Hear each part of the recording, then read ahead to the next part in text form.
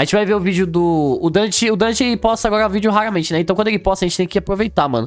Porque eu nunca mais acompanhei os vídeos dele, mano. Aí agora quem tá postando demorando, dá pra gente acompanhar, sabe? Dá pra gente acompanhar de boas. Ó, tem um vídeo dele aqui que ele postou, que é o iceberg de Genshin Impact, mano. Esse vídeo deve estar maravilhoso, mas tá com pouquinho tempo, né? Tá com pouquinho tempo. Geralmente os icebergs do YouTube que os caras postam, principalmente que o Carbonizando postava, tinha 3 horas de duração, tá? Eu tô curioso, mano, tô curioso. O misterioso iceberg de Genshin Impact. Iceberg. Já faz um bom tempo que eu queria trazer um iceberg de Genshin Impact aqui pro canal. O problema é que todas as vezes que eu tinha juntado coisas suficientes pra fazer um Ó, eu vou estar jantando, então no começo eu vou comentar pouco, tá bom? No comecinho eu vou comentar pouco. Let's go. iceberg, elas já não pareciam mais tão interessantes assim. Ou já tinha sido apresentado na história, ou eu já tinha trazido algum vídeo especificadamente pra falar Esse vídeo sobre é muito isso. Então, quanto mais fatos eu trazia pro iceberg, menos fatos eu tinha no iceberg, porque a maioria já tava batida. Então, percebendo que eu tava andando em círculos e que dessa forma eu nunca ia fazer um vídeo de iceberg, eu decidi fazer de um jeito diferente. Eu catei um iceberg que foi postado há mais de 2 anos atrás, acredito que lá pelo início do jogo mesmo, e vou tentar Mano, aos 40 anos de idade eu quero estar igual esse Zong aqui, ó. há mais de 2 anos atrás, acredito que lá pelo início do jogo mesmo, e vou tentar explicar as coisas pra vocês ao mesmo tempo que vendo quais dessas coisas já não são mais tão obscuras quanto eram há 2 anos atrás. Mas antes de começar o iceberg de verdade, eu queria só pontuar sobre algo que tá bem no topo dele pra mim. Honkai Star Rail. Se você curte algum outro jogo da Royoverse, como Genshin Impact, por exemplo, você precisa conhecer o Honkai Star Rail. Nesse jogo, você vai viajar entre planetas diferentes para explorar à vontade. Ah, mano, não é possível, só que a Mihoyo pagou o Dante, mano. De cada mundo sendo completamente diferente do outro com sua própria arquitetura e Como é o Dante, eu vou deixar o ad, tá? Vou fazer questão de deixar o ad todo. cultura. Olha o Shenzhou de Luofu, por exemplo. Lembra um pouco Liyue, só que mais tecnológica. Tudo isso somado com um visual lindo e uma ambientação impecável da Royoverse. Tenho certeza que tu vai parar do nada só pra apreciar a música desse jogo. Sério, é muito linda. Com o seu combate de turno, você poderá criar várias estratégias e combinações. Até onde eu sei, essa música tem copyright, mano. Será que ele conseguiu monetizar o vídeo? É, conseguiu, então. De times diferentes para vencer todas as lutas, sempre prestando atenção nos atributos dos integrantes e os seus pontos fortes. E para montar os seus times, você poderá conseguir vários personagens, um mais lindo que o outro. Sério, olha esses designs deles. E não é só a aparência, tipo a animação e as habilidades também são incríveis. Mas, para essas habilidades funcionarem, você vai precisar se empenhar e deixar eles fortes. Eu ia soltar os defeitos do jogo, mas não vou não, porque é o Dante. Eu amo muito o Dante. Equipando cones de luz e relíquias, para assim conseguir completar as diversas atividades do jogo. E se você for muito ocupado, saiba que o jogo possui um modo de batalha automático para que você possa jogar a qualquer momento e em qualquer lugar. Então vê se não perde tempo. O jogo vai ser lançado no dia 26 e você pode baixar de graça, seja no Android, no iOS ou no PC. Mano, meu sonho é fazer um ad assim, mano. Chegar e falar assim, não percam tempo, baixe agora! Igual aqueles comercial da Estrela, sabe? Do PlayStation, que vai vir em breve. E se você usar o código que está aparecendo na tela agora, você vai ganhar 50 Jades Estelares. Então vai logo baixar, que o link vai estar na descrição. Mais Jade? Não quero mais Jade, não. E no comentário fixado. Já não basta a Jade do Genshin. Eu só posso deixar lá no trem depois que você baixar. E vai logo que eu não tenho o dia todo. A superfície. Slimes são usados em tarefas diárias. Pra ser sincero, eu não lembro de nenhuma situação onde os slimes são usados no dia a dia das pessoas, tirando a Xianling, que usa eles como condimento. Mas eles são bastante usados pelos Illichurls. Por exemplo, os barris explosivos são basicamente slimes pyros. Os balões são movidos por um slime anemo. Então eu realmente não me surpreenderia se eu visse alguém usando um slime electro como bateria ou um slime cryo como ar-condicionado. Kaeya é nativo de... Nem vou falar o que veio na minha cabeça, mas o slime de fogo dava pra fazer umas paradas mó legal, mano. Enfim. Kaenria. O fato do Kaeya ser um espião de Kaenria, na verdade, é algo bem conhecido hoje em dia, mas lá no começo do jogo não era tanto. Isso porque simplesmente as pessoas não se prestavam a ler a história dos personagens. Hoje em dia isso já foi um pouco mais desenvolvido na história, já teve uma conversa do Dainsleif com o Kaeya. Churrasco, né, mano? É lógico que é um churrasco. Oxe, as ideias dos caras. Onde ele fala que ele deixou esses laços com o passado dele pra trás, que ele não se importa mais tanto com isso, e também é revelado que ele é descendente do fundador da Ordem do Abismo. A Guerra dos Arcontes. Até hoje a gente não tem... Ai, mano. Era pro Dante ter colocado uma transiçãozinha, tá? Mó troca de assunto do nada. Tá aqui. Aí o Kaê, a pelada é gostoso. E aí Miko cozinhou ontem pra Raiden. Tá assim, sabe? Tipo, tá. Parece que é a mesma frase, não tem vírgula. Fundador da Ordem do Abismo. Não é uma crítica, pelo amor de Deus. Você tem que deixar claro que não é uma crítica. Guerra dos Arcontes. Até hoje a gente não tem total conhecimento sobre a Guerra dos Arcontes, só que foi basicamente um Battle Royale entre deuses. Em cada região ocorreu de uma forma diferente, em uma época diferente, com a única semelhança de que o único deus que sobrasse seria o Arconte daquela região. Inclusive daria pra trazer um vídeo inteiro falando só sobre isso. Mano, o Zong nessa guerra aí deve ter ficado 48/1, mano. Você é doido. A grande /0, né? Árvore Irminsul. Lá pelo começo do jogo a gente não tinha muita informação sobre a Árvore Irminsul, só frases soltas em telas de carregamento que é óbvio que ninguém lê, além de uns loucos aí tentando montar teoria. Hoje em dia a existência da Irminsul não é um grande segredo, ela é o ponto central de todo o arco de Sumero, na verdade, e ela é a fonte do poder Dendro, tá ligada a todas as linhas leis do mundo, guarda tudo que acontece em Teiva e tá ligada diretamente à consciência da Arconte Dendro. Genshin e Honkai existem no mesmo multiverso. Eu já cheguei a comentar aqui em algum outro vídeo sobre a teoria do multiverso, nunca me aprofundei muito e nem vou fazer isso agora, mas sim, é praticamente confirmado que tudo está ligado no mesmo multiverso e é por isso que alguns... Mano, imagina o Zong fazendo compilado The Best Highlights Skills em Off the World, aí cada kill dele, tá ligado? personagens de Honkai se parecem tanto com alguns personagens de Genshin, porque em tese eles são a mesma pessoa, só que de universos diferentes. As famosas contrapartes, como dizem por aí. Aí a thumb só capa. Mas esse bagulho de contraparte do multiverso, né? Tipo, isso aí sempre teve explícito, né? Todo jogo da Royalverse é assim. Nível 1. Águas rasas. Tartaglia e o Abismo. Quando a gente fala abismo, não é o abismo espiral e nem a ordem... Mano, eu já falei várias vezes como que o Shard é muito assustador, mano. Porque o Shard caiu no abismo, ele treinou lá. Esse boneco aqui tem a mesma gameplay que o Child, é muito assustador, mano. do abismo, não confundir, ok? A verdade é que a gente não tem quase nada de informação sobre o abismo. Só que o Tartaglia caiu lá quando ele era criança e o tempo que ele passou lá acabou nutrindo a capacidade dele de criar problemas. E muitas criaturas criadas por Gold, como por exemplo o dragão Durin, possuem o poder do abismo. Varka está morto. Toda vez que eu ouço o nome do dragão Durinho, mano, minha quinta série bate. Varka é uma das, se não a pessoa mais forte de Mondstadt e líder dos Cavaleiros de Favonius que saiu em expedição há bastante tempo. Essa teoria defendia que a expedição do Varka havia falhado e ele havia morrido junto com todos os outros cavaleiros. Eu até lembro de teorizar que ele teria morrido, mas ao mesmo tempo não, que ele seria tipo o Artorias de Dark Souls, mas não, ele tá vivaço e isso é confirmado pelo Mika, que chegou recentemente na história e avisou que a expedição tá indo muito bem. A Maré Givari. A Maré Givari é descrita como um rio de cinzas onde nem mesmo o vento sopra. Ela é nos apresentada pela primeira e uma das únicas vezes, na verdade, lá na quest do Vente, onde nos é contado pelo Stanley de Mondstadt que o verdadeiro aventureiro lendário Stanley morreu nesse rio tentando salvar ele. Inclusive, fato engraçado, pode ser que esse nome tenha sido inspirado por um rio Javari que temos aqui Pelo Pumba, é um javali. mesmo no Brasil. Exenzirkel. Exenzirkel é a forma alemã de falar Círculo das Bruxas, e é uma organização de bruxas que fazem explorações Irminsul e se juntam para tomar chá. Isso foi uma parada bem legal, foi muito ReZero. A mãe da Clea, a criadora do Albedo e a mestra da Mona são membros desse círculo. Eu fiquei bem surpreso de ver isso num iceberg de 2 anos atrás, considerando que só nos foi apresentado esse círculo de bruxas na 3.5. Mas aí eu descobri que isso sempre esteve na nossa cara na fala da Lisa sobre a Mona. O Yaksha perdido será um personagem jogável. Nós tivemos a primeira menção sobre os Yakshas lá na missão lendária do Xiao, que aconteceu perto do lançamento do jogo. O Yasha vivo foi jogável mesmo, olha o Xiao aí, ó.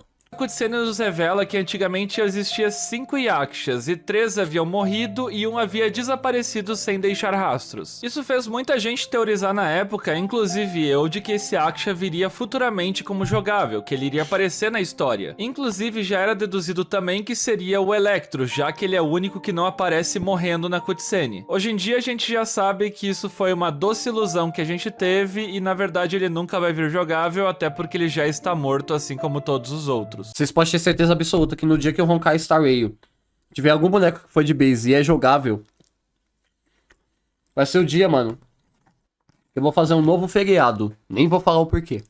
Nível 2. As profundezas. O céu é uma mentira. Essa foi uma frase dita pelo Scaramucci no primeiro evento de Genshin que deixou muita Vai gente virar até documentário, mano, na Netflix. curiosa e muitos teoristas, assim, loucos da cabeça. E depois de 2 anos sem tocar no assunto, isso novamente vem à tona, com o Dottori só falando isso de novo e não explicando absolutamente nada, e até agora a gente não sabe nada sobre isso. E é isso, o céu é falso, eu não faço a menor ideia do que isso significa, e quem sabe daqui a alguns anos o jogo explique pra gente. Lembra aquele episódio do Rick and Morty?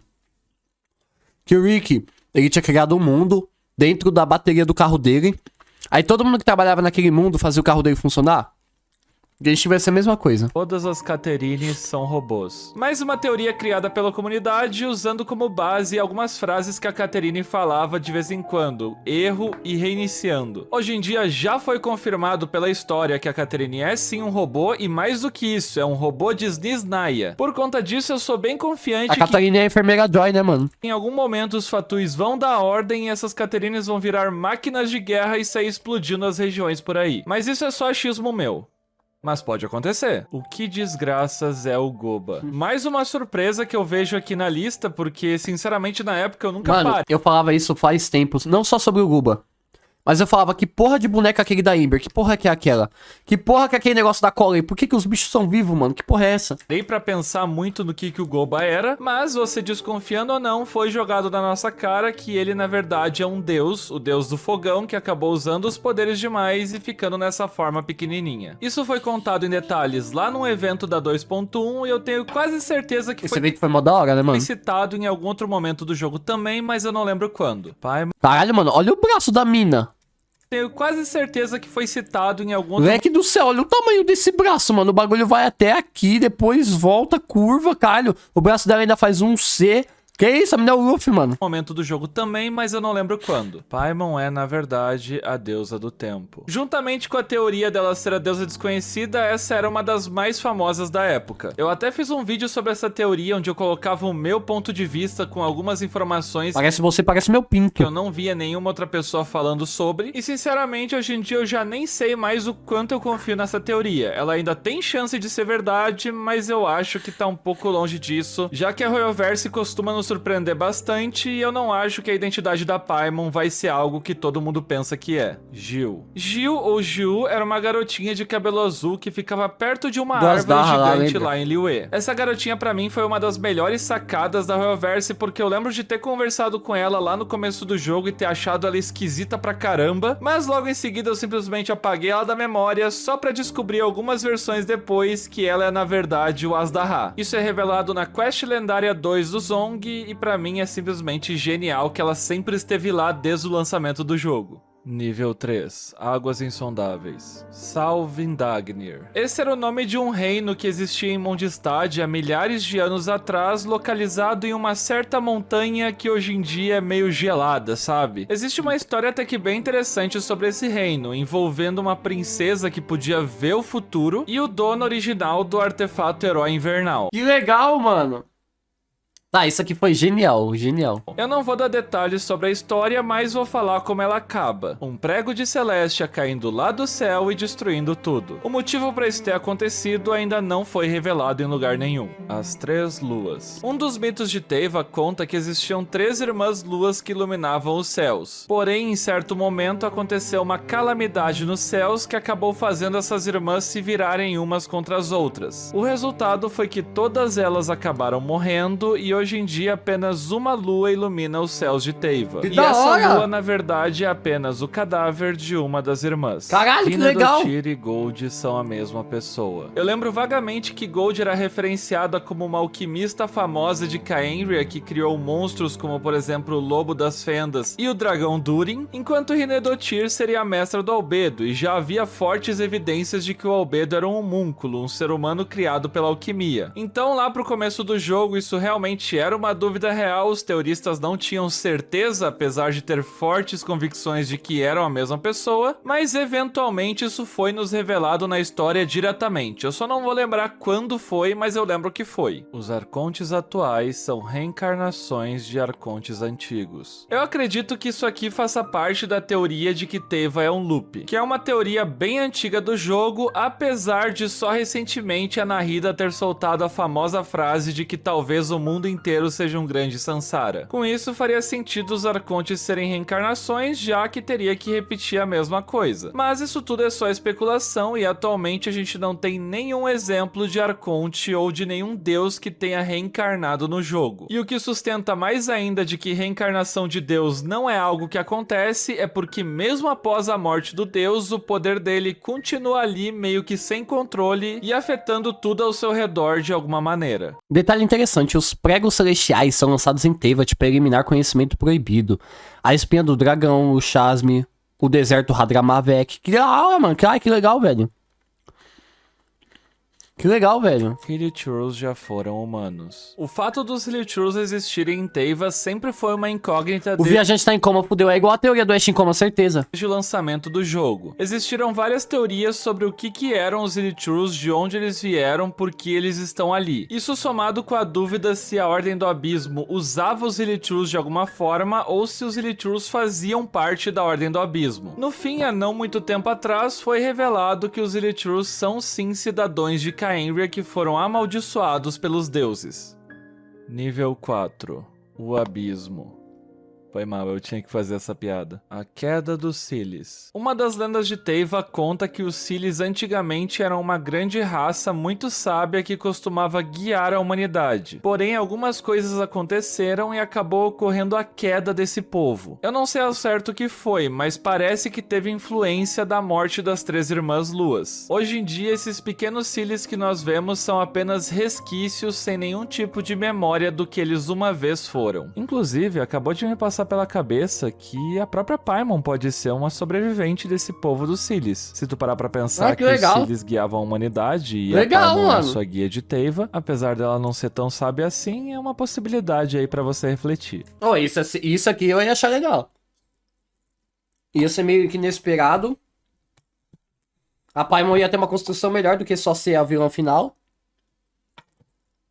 Da hora, mano. O mundo além de Teyva está em ruínas. Ainda não é 100% claro como o mundo de Teyva funciona, lembrando que Teyva na verdade seria só um continente desse mundo. Além de Teyva, nós sabemos que existe o Abismo, que provavelmente está lá embaixo, e o Dark Sea, que seria o mar escuro que rodeia Teyva e ninguém sabe o que tem além dele. Pode ser... Mano, igualzinho os bagulho do Hunter x Hunter do continente negro, né?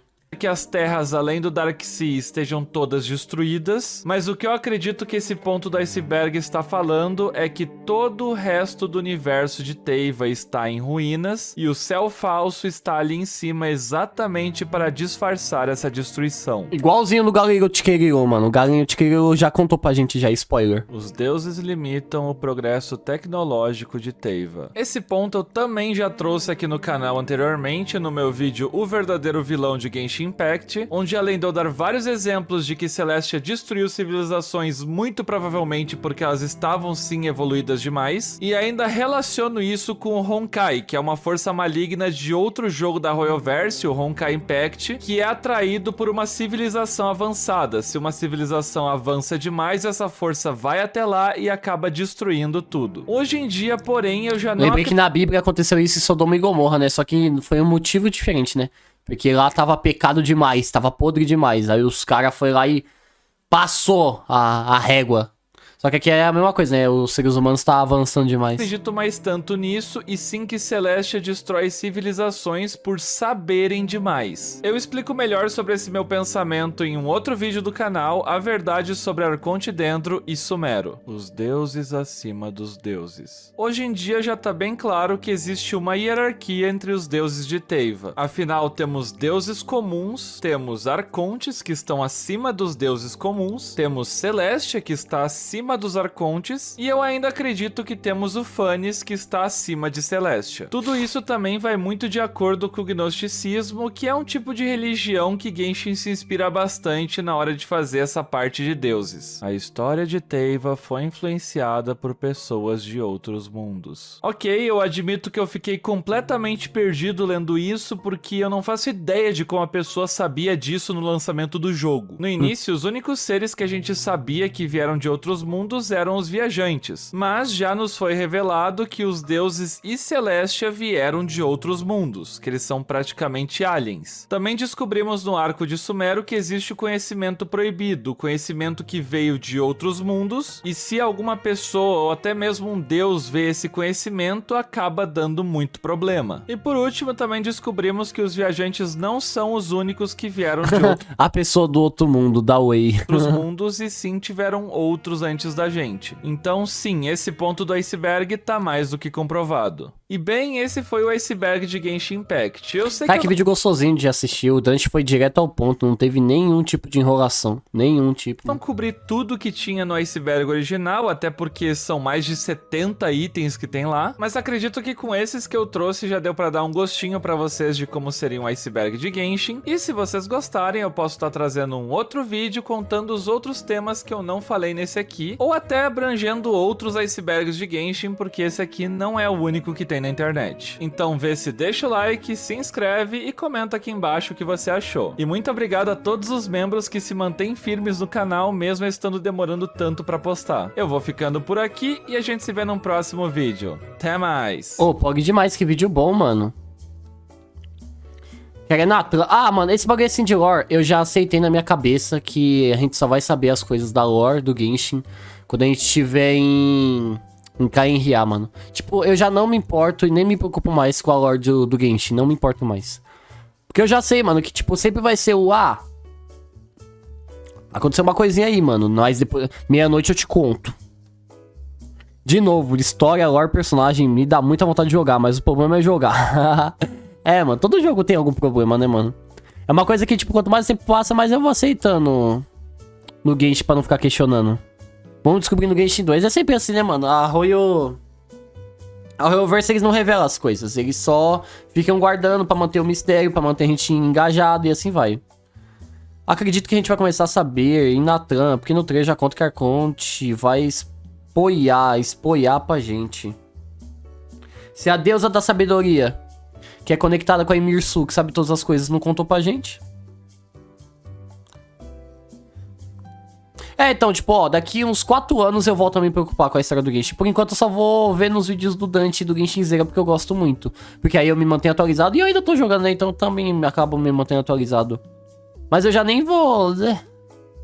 Acho que vou pegar minha conta secundária que tá no início da história. Vou ficar jogando lá só pra fazer história. Isso é legal, pra passar um tempinho. Mano, o vídeo do Dante foi maravilhoso. Vou mandar o vídeo aí pra quem quiser. Tá aí, ó.